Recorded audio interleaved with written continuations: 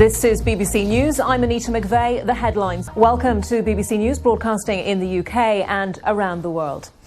The EU and Turkey say they have agreed the broad principles of a deal aimed at stemming the flow of migrants making the often hazardous sea crossing to Europe. The President of the European Council, Donald Tusk, said the deal would end what he describes as irregular migration to the continent. The full details will need to be hammered out at another summit next week. Our Europe correspondent Chris Morris reports from Brussels. And let's go live to Brussels now. Our political correspondent Ben Wright is there. Ben, hello to you. We're hearing about a broad agreement with details still to be worked out. In reality, how much of a gap is there between those two positions, the broad detail, the broad agreement and those details? OK, Ben, thank you for that. Ben Wright in Brussels. Well, in Lesbos, dozens of migrants have been picked up by the Greek Coast Guard. My colleague Danny Savage is there. Danny Savage reporting from the Greek island of Lesbos. The sportswear giant Nike says it's suspending its relationship with the Russian tennis star Maria Sharapova.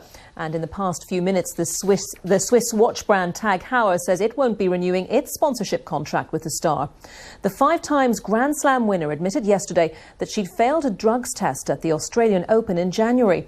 Sharapova, whose contract with Nike is said to be worth at least $70 million over 8 years, said she took full responsibility for her actions. Our sports editor Dan Roan reports. Now to the controversy over Britain's upcoming vote on whether to leave the European Union, which has taken another turn this morning. One of the most prominent supporters of the Leave campaign, the Mayor of London, Boris Johnson, has overturned a directive instructing his staff to support, or at least not publicly contradict, his position. It comes after Mr Johnson accused pro-EU campaigners of trying to gag opponents. Let's get more on this now with our assistant. You're watching BBC News. This is BBC News. I'm Annita McVeigh. The latest headlines. Today marks 2 years since flight MH370 disappeared on its journey from Kuala Lumpur to Beijing with 239 people on board, 7 of them children. Relatives of some of the passengers have filed suits against Malaysia Airlines. Families say the 2-year search for the missing aircraft must go on beyond a June deadline. Our Southeast Asia correspondent Jonathan Head reports.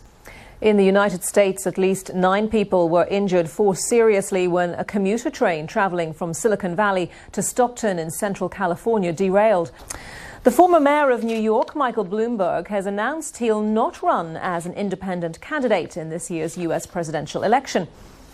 A television reporter in the United States has been awarded nearly £40 million after she was secretly recorded in her hotel room by a stalker.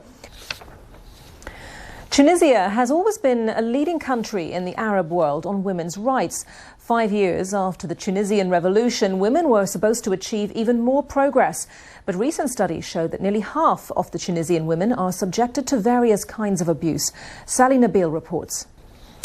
Drones have become one of the most talked about pieces of technology in recent years, but they're also becoming a tool for criminals.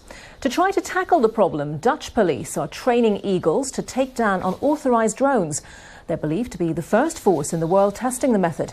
Our correspondent Anna Holligan went along to an airbase in the Netherlands to find out more.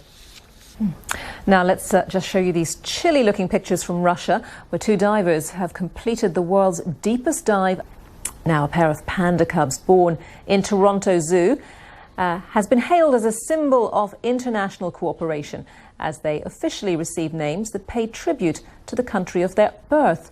The male cub, named Jiapan Pan, means Canadian hope, and the female cub's name means Canadian joy.